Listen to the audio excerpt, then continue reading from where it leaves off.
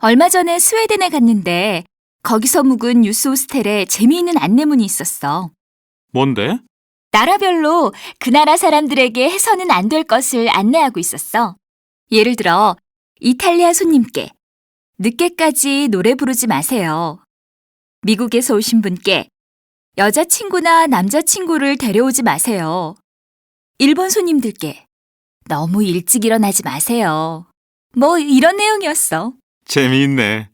한국 사람에 대해서도 있었어? 한국 사람 건 없었는데 있었다면 뭐라고 했을까?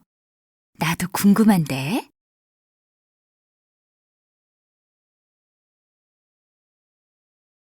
내가 처음으로 한국에 오려고 생각했을 때 나는 한국에 대하여 잘 몰랐다. 아니, 전혀 몰랐다고 하는 것이 맞을 것이다. 한국이 과연 어떤 나라인지, 한국 사람들이 어떤 사람들인지 아무런 지식 없이 한번 가보자 하는 마음으로 한국에 와버렸다. 그 당시 나는 이 선택이 내 인생에 특별한 의미가 될 것이라고는 생각하지 못했다. 그런데 이 충동적이기 그지없는 한국행은 새로운 세계를 이해하는 멋진 경험이 되었고 또한 내 삶을 통째로 바꾸어버린 큰 사건이 되었다. 2년 전 겨울, 학교 근처 옥탑방을 얻는 것으로 나는 서울 생활을 시작했다. 아래층에는 집주인 부부와 아들과 딸, 이렇게 4식구가 살았다. 그들 가족에게 나는 한동안 외국에서 온 낯선 이웃이었던 것 같다. 계단에서 만나도 늘 무표정하던 아저씨 아줌마의 얼굴은 쌀쌀한 날씨만큼이나 내게는 낯설었다. 그러던 어느 날 갑자기 이사 가게 되었을 때 나는 비로소 한국 사람의 인간관계에 대해 어렴풋이 알게 되었다. 이삿짐을 어떻게 나를까 고민하는 나를 보시고 주인 아줌마는 친구의 남편 차를 빌려주셨고 이사 소식을 들은 주인 아저씨께서도 혼자 이사하기 힘들지 하시며 짐 싸는 일을 도와주셨다. 학교 친구들이 이삿짐을 나르고 짐 정리를 도와준 것은 물론이다. 이런 인간관계를 경험하면서 나는 한국 사람이 정이라고 부르는 것을 어렴풋이나마 알 수 있었다. 지난 2002년 한일 월드컵 때 한국 사람들이 신나게 즐기며 했던 길거리 응원은 무척이나 인상적이었다. 이런 열정적인 모습을 한국에 살면서 거리나 시장 등 곳곳에서 자주 접한다. 심지어 내 고향에서는 생각할 수도 없는 일들이 한국에서는 이루어질 수 있음을 알고 놀라기도 했다. 특히 은행에서의 활기찬 일처리는 나를 감탄하게 했다. 우리나라에서는 은행 대기표에 순서가 10명 이상이면 1시간은 기다릴 각오를 해야 한다. 그렇지만 한국의 은행에서는 30분이면 충분하다. 이런 서비스들은 적극적이고 힘찬 한국인의 기질을 잘 드러내는데 이런 기질 덕분에 한국의 빠른 경제 성장이 가능했다고 생각한다. 한국의 역동적인 이미지를 표현하는 다이내믹 코리아라는 말 속에서 신나게 일하는 한국인의 기질을 다시금 느껴본다. 한국에 오기 전에 나는 20살의 대학생으로 경제학을 전공하며 도서관에나 박혀있던 소극적인 사람이었다. 그러나 이제 난 22살이 되었고 한국 문학을 전공하며 한국을 좋아하는 유학생이 되었다.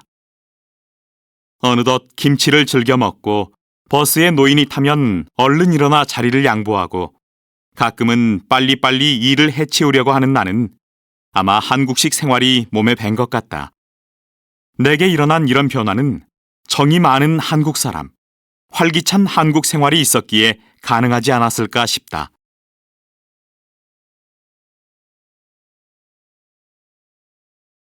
안녕하세요. 오늘 저는 한국 사람이라면 누구나 알고 있는 한 과자에 대한 것으로부터 이야기를 시작하도록 하겠습니다. 이 과자는 큰 인기를 끌었는데 인기 비결은 그 맛에도 있지만 마음을 나누는 정을 보여주는 광고도 큰 역할을 했습니다. 이 과자는 사람의 마음인 정을 주제로 광고를 합니다. 저는 한국어를 공부하면서 그 정이 무엇인지 궁금했습니다. 그러던 어느 여름날이었습니다.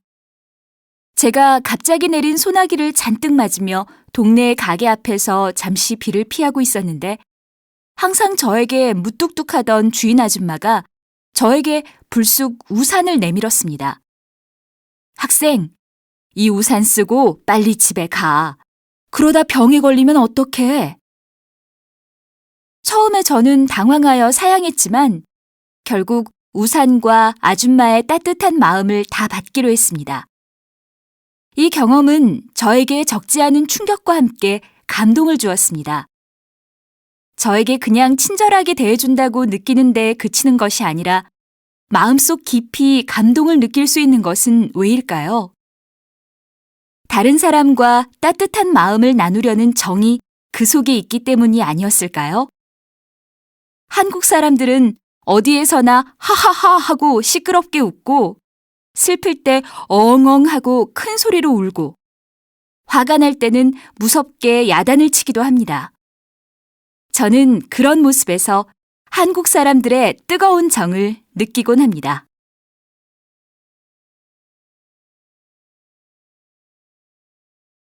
오늘은 한국의 미에 대해 말씀드리겠습니다. 얼마 전에 한 외국 친구가 제게 한국의 미, 즉 한국의 아름다움을 특징 짓는 말이 무엇인지 물어서 멋이라고 대답한 적이 있습니다. 그렇습니다. 이 멋이란 것은 한마디로 말해서 한국의 미의식 혹은 아름다움의 판단 기준을 나타내는 표현이라고 할 수 있습니다. 똑바로 써야 할 모자를 일부러 옆으로 돌려서 쓰는 것처럼 멋은 살짝 균형을 깨뜨리는 것이라고 했는데 여러분은 멋을 어떤 것이라고 생각하세요? 이제부터 멋이란 어떤 특징이 있는지 좀 더 자세히 말씀드리겠습니다.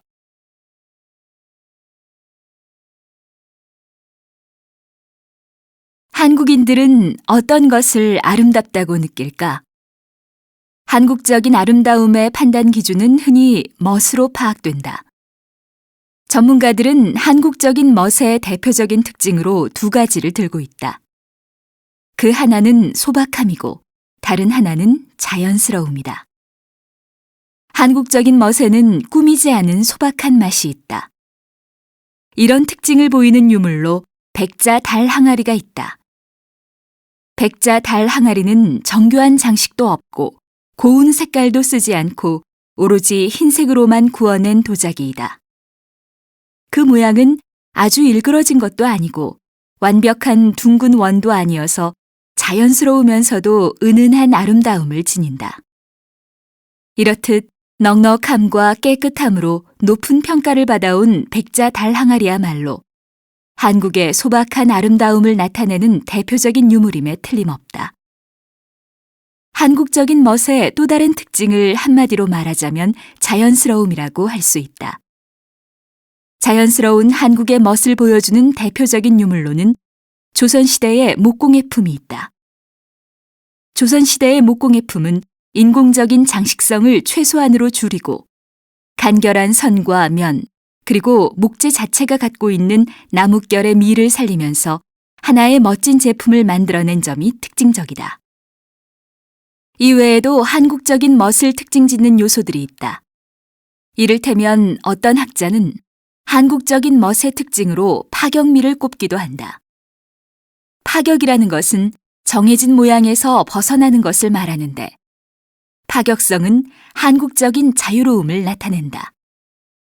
파격미를 잘 보여주는 유물로 한수필가가 소개한 연꽃 모양 청자 연적을 들 수 있다. 이 연적에서 연꽃들은 모두 가지런히 달려 있는데 유독 꽃잎 하나만이 약간 옆으로 꼬부라져 있다. 이렇듯 균형 속에서 눈에 거슬리지 않는 불균형이 파격미이다. 또한 여백의 미를 한국적인 멋으로 꼽는 경우도 있다. 예를 들어 전통적인 한국화를 보면 서양화와는 달리 비어있는 공간들이 있는데 이렇게 여백으로 남겨진 공간을 통하여 멋스러움이 나타난다고 할 수 있다. 시대에 따라 모든 것이 변하듯이 아름다움의 판단 기준도 시대에 따라 바뀔 수 있다. 오늘날의 한국인들 역시 세련되거나 화려한 모습에서 아름다움을 느끼기도 한다. 그렇지만 여전히 많은 한국 사람들은 자연스럽고 소박한 모습에서 한국적인 아름다움을 발견하고 있으며 그런 멋을 살려 주변을 독특하게 꾸미고자 노력하고 있다.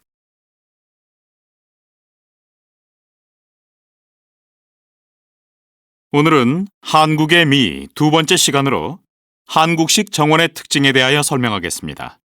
자, 이 사진을 봐주십시오. 이 정원은 자연스러움을 살리는 한국식 정원의 특징을 그대로 보여주고 있습니다. 선생님, 말씀 도중에 죄송한데요. 어느 것입니까? 두 번째 사진입니다. 한국식 정원의 자연스러움에 대해 좀 더 자세히 말씀드리자면 다음과 같습니다. 이 사진 자료를 봐주세요.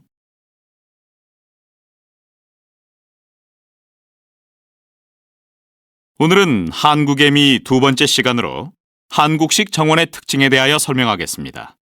자, 이 사진을 봐주십시오. 이 정원은 자연스러움을 살리는 한국식 정원의 특징을 잘 보여줍니다. 한국적인 아름다움이란 자연스러움을 최대한 살리는 것이라고 말씀드렸는데, 이 정원 역시 자연의 모양을 바꾸지 않고 그대로 두고 만든 점이 특징적입니다. 언덕이 있으면 그 언덕을 깎아내지 않고 그 상태에서 나무를 심고 집을 지었지요. 다시 사진을 봐주세요. 어떠세요? 한국적인 특징이 느껴집니까? 네, 그렇네요. 언덕이 있는데 그 언덕을 깎아내지 않고 그대로 두고 거기에 작은 집을 지었네요. 작은 집이 그곳 자연의 일부분인 것처럼 보이네요. 그래요. 잘 지적했어요. 자연을 인간에 맞게 바꾸지 않는 것, 자연스러움이 한국적인 아름다움의 특징이지요. 그런데 말씀 도중에 죄송한데요. 교수님, 다른 나라의 정원은 어떤가요? 다른가요? 예, 좀 다릅니다. 예를 들어 일본식 정원은 인공미를 추구한다고 합니다. 다시 말해 사람이 손을 대어 자연을 닮은 정원을 만드는 것입니다. 그러니까 정원에는 기본적으로 자연적인 요소들이 필요합니다. 산을 대표하는 언덕, 강을 대표하는 물, 그리고 나무와 꽃이지요. 일본식 정원의 기본적인 형태는 흙을 쌓아 산 모양으로 언덕을 만들고 주변에 물길을 내는 것이지요. 그리고 일본은 대체로 마당이 넓지 않기 때문에 작은 공간에 자연물들을 최대한 축소하여 놓습니다. 위에서 말한 산도 사람 키 정도로 작게 하여 꾸미고요. 거기에 들어가는 자연물도 작게 하여 둡니다. 예를 들어 나무도 일부러 화분에 작게 기른 분재를 놓습니다.